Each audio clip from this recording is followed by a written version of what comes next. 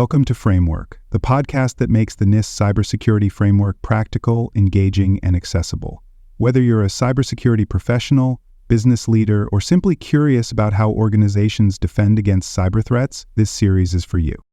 This podcast is inspired by a comprehensive guide to the NIST Cybersecurity Framework 2.0, a best-selling resource written by cybersecurity expert Dr. Jason Edwards and trusted by professionals worldwide. In each episode, we'll leverage a few insights from Jason's extensive book to dive deep into CSF 2.0, unpacking every function, category, and subcategory with real-world applications you can immediately use. If you're enjoying this episode and want to learn more, head over to cyberauthor.me to grab your copy of the book and access additional resources to enhance your cybersecurity journey.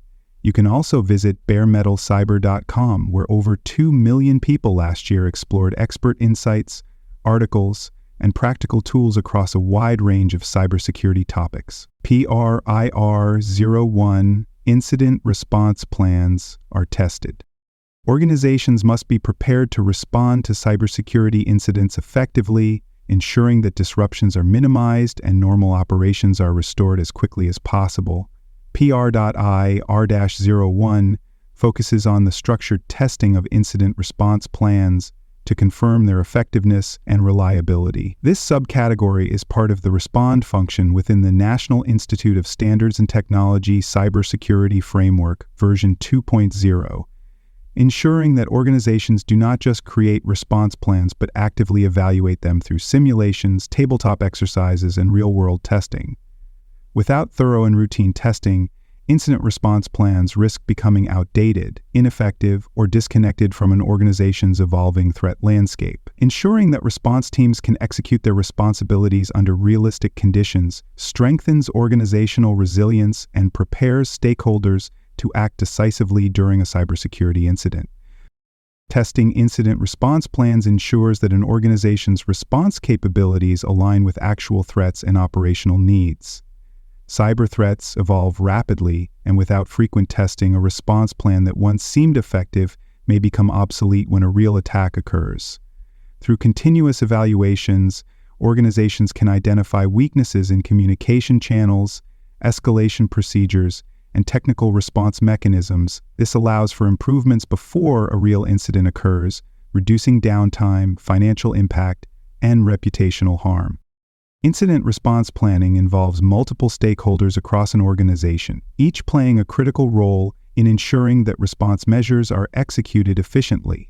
Security teams and IT administrators are directly responsible for executing technical containment and remediation efforts, ensuring that systems are secured and threats are neutralized. Business continuity managers work to align incident response efforts with broader operational recovery goals, ensuring that business functions resume with minimal disruption. Executive leadership, including chief information security officers and chief risk officers, provide strategic oversight, ensuring that incident response testing aligns with risk management objectives, regulatory requirements, and organizational priorities. Cross-functional participation in testing ensures that all stakeholders understand their roles, reducing confusion and delays during actual incidents. Incident response plans are tested to validate their effectiveness in responding to cybersecurity events and ensuring operational continuity. Testing verifies that response procedures are aligned with evolving threats, business objectives, and regulatory requirements, reducing the risk of prolonged downtime and data exposure. Organizations that fail to conduct testing may discover procedural gaps, communication breakdowns, or technical limitations only after a security event occurs. Regular testing enhances the organization's ability to respond to incidents in a structured and coordinated manner, minimizing financial and reputational impact. Several key terms define the scope of incident response plan testing and are essential for understanding its implementation. A tabletop exercise is a discussion-based simulation where participants role-play their response to a hypothetical incident, identifying gaps and areas for improvement. A red team assessment involves ethical hackers simulating real-world attacks against an organization's defenses to test detection and response capabilities. Incident escalation refers to the process of raising an incident's priority level based on its impact, ensuring that the appropriate teams and executives are engaged. Forensic analysis involves the investigation of digital evidence after an incident to determine the source, impact, and necessary response actions.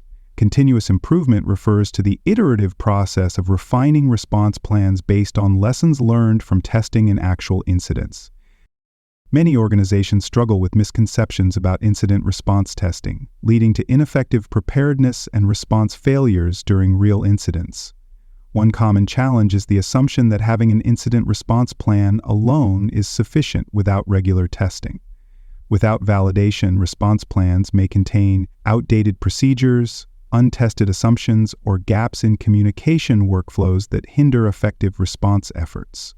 Another issue arises when organizations conduct only one type of test, such as a tabletop exercise, and assume it fully evaluates response capabilities. While tabletop exercises are valuable, they do not test technical controls, automated responses, or real-time coordination, which are critical for an effective response. A final challenge is failing to incorporate findings from past incidents into future tests. Each cybersecurity incident provides valuable insights, and failing to adapt response plans accordingly can lead to repeated mistakes and preventable vulnerabilities. Testing incident response plans ensures that response teams can execute their responsibilities effectively and that processes align with organizational needs and cybersecurity threats. Without testing, incident response efforts may be disorganized, slow, or ineffective, increasing the risk of prolonged disruption, regulatory penalties, and reputational damage. Proper testing identifies weaknesses in detection, containment, communication, and recovery processes, allowing organizations to refine their approach before an actual incident occurs. A well-tested response plan ensures that security teams, executives, and business units can collaborate efficiently under pressure, reducing confusion and improving response times when dealing with cyber threats. Incident response testing supports broader cybersecurity goals by reinforcing resilience and continuous improvement. Organizations with well-tested response plans can contain and mitigate security incidents more quickly, reducing financial and operational impacts. These efforts also strengthen regulatory compliance, as many industry standards and frameworks require organizations to demonstrate the effectiveness of their incident response capabilities. Testing further enhances coordination between security, legal, and business continuity teams, ensuring a comprehensive and strategic response to security threats.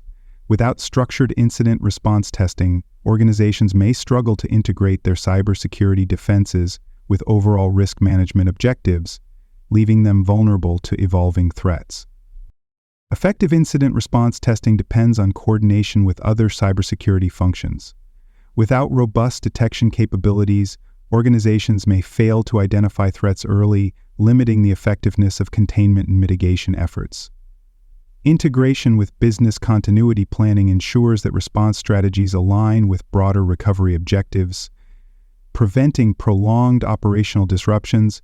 But recover function also plays a key role, as response plans must be tested to confirm that data restoration and system recovery processes work as expected. By aligning incident response testing with detection, recovery, and business continuity functions, organizations create a more cohesive and resilient cybersecurity strategy. The consequences of failing to test incident response plans can be severe, leading to costly data breaches, regulatory violations, and reputational harm. Organizations that do not validate their response procedures may experience delayed detection and containment, allowing security incidents to escalate in severity. Uncoordinated responses can lead to operational paralysis, where teams struggle to make decisions under pressure, worsening the impact of an attack. Additionally, organizations that do not test their response plans may fail to meet industry regulations, resulting in compliance penalties, legal consequences, and financial liabilities. Proper testing of incident response plans ensures that organizations are prepared for cyber threats, leading to improved response times, reduced operational impact, and stronger regulatory compliance. Organizations that conduct regular and structured testing can quickly identify security incidents, contain threats, and restore operations with minimal disruption. Effective testing also builds confidence among stakeholders, as employees and executives understand their roles in a crisis and can respond decisively. Another key advantage is enhanced coordination between technical and business teams, ensuring that cybersecurity efforts align with overall risk management strategies. Organizations that refine their response plans based on test results continuously improve their resilience against emerging threats, reducing the likelihood of severe security incidents. Organizations at the partial tier often lack formalized testing procedures and rely on ad hoc or informal methods to assess their incident response capabilities. Testing, if conducted at all, may be limited to reactive discussions following a security event rather than proactive simulations. A small business at this level may assume that a written incident response plan is sufficient without verifying its effectiveness through structured exercises. As a result, response teams may be unprepared when an actual incident occurs, leading to delays and confusion during a crisis.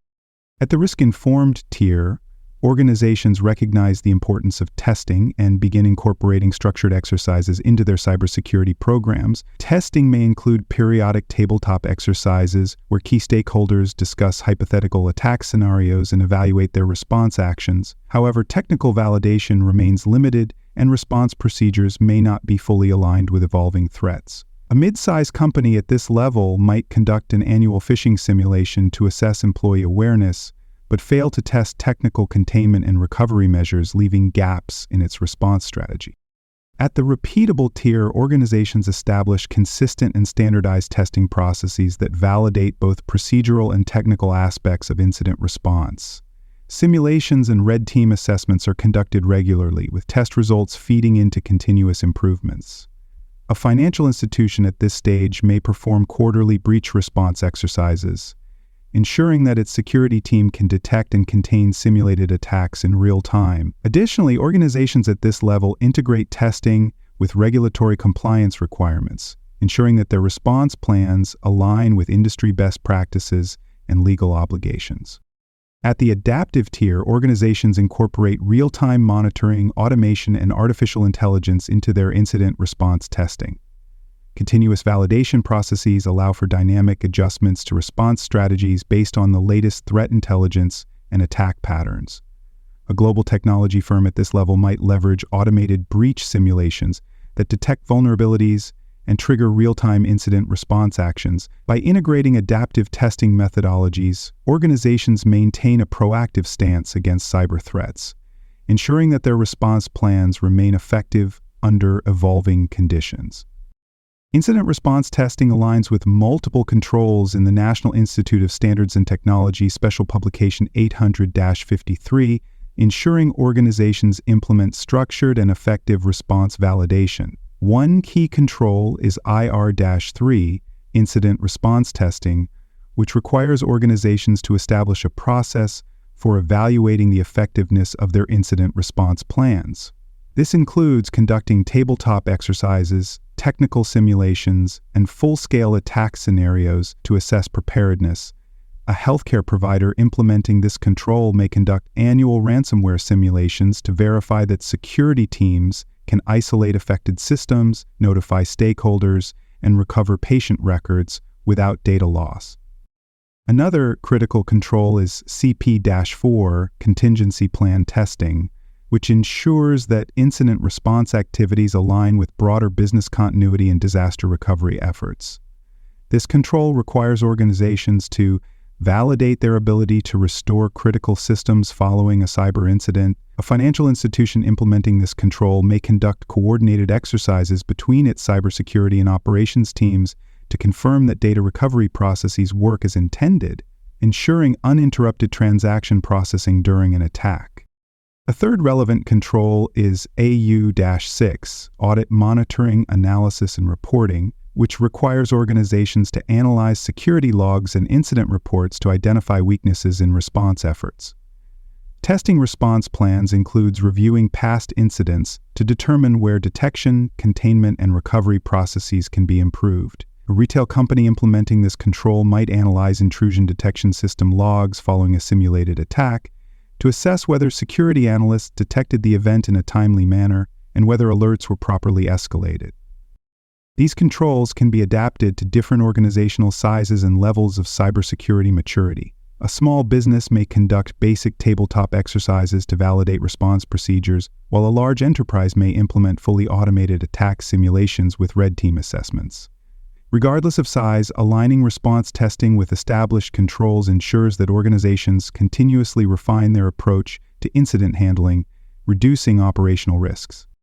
Auditors assess an organization's adherence to incident response testing by reviewing policies, test reports, and evidence of continuous improvement. They evaluate whether response tests are conducted at appropriate intervals, whether identified weaknesses are addressed, and whether test scenarios accurately reflect the organization's threat landscape. If an organization lacks structured testing procedures, auditors may issue findings that highlight deficiencies in preparedness and compliance. Evidence of effective testing includes documented test results, incident response drill reports, and records of corrective actions taken based on test findings. Organizations must demonstrate that testing is a continuous process with lessons learned applied to refine response capabilities. For example, an auditor reviewing a manufacturing company's response testing may check whether security teams executed a simulated malware outbreak scenario and whether identified gaps in communication and containment were addressed in policy updates. A compliance success scenario could involve a financial services firm demonstrating that its incident response team successfully contained and remediated a simulated data breach within defined timeframes. Auditors reviewing the exercise confirm that stakeholders were notified in accordance with regulatory requirements and that test results were incorporated into future response improvements. In contrast, an organization that fails to test its response plan may struggle to provide evidence of preparedness, resulting in findings that require corrective action or regulatory scrutiny. Organizations face several barriers when implementing structured incident response testing. One common challenge is resource constraints, where businesses lack dedicated personnel or budget to conduct comprehensive response exercises. Without investment in training and simulation tools, response teams may remain unprepared for emerging threats. Another barrier is lack of executive support, where leadership does not prioritize incident response testing, viewing it as a low-value activity. This leads to inconsistent testing efforts, outdated procedures, and increased risk of response failure. Additionally, organizations may struggle with test realism, where scenarios do not accurately reflect real-world cyber threats, limiting the effectiveness of training exercises. To overcome these barriers, organizations should implement automated testing platforms that streamline incident response validation, reducing the need for extensive manual effort.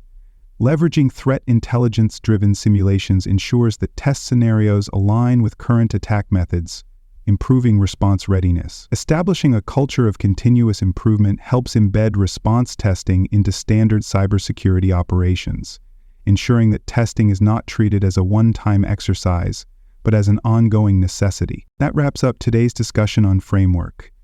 Don't stop here. Head over to cyberauthor.me to explore more cybersecurity topics and discover a best-selling book covering NIST and other critical cyber frameworks. Please like, rate, and review this episode on Apple and Spotify. Until next time, remember that knowledge is power.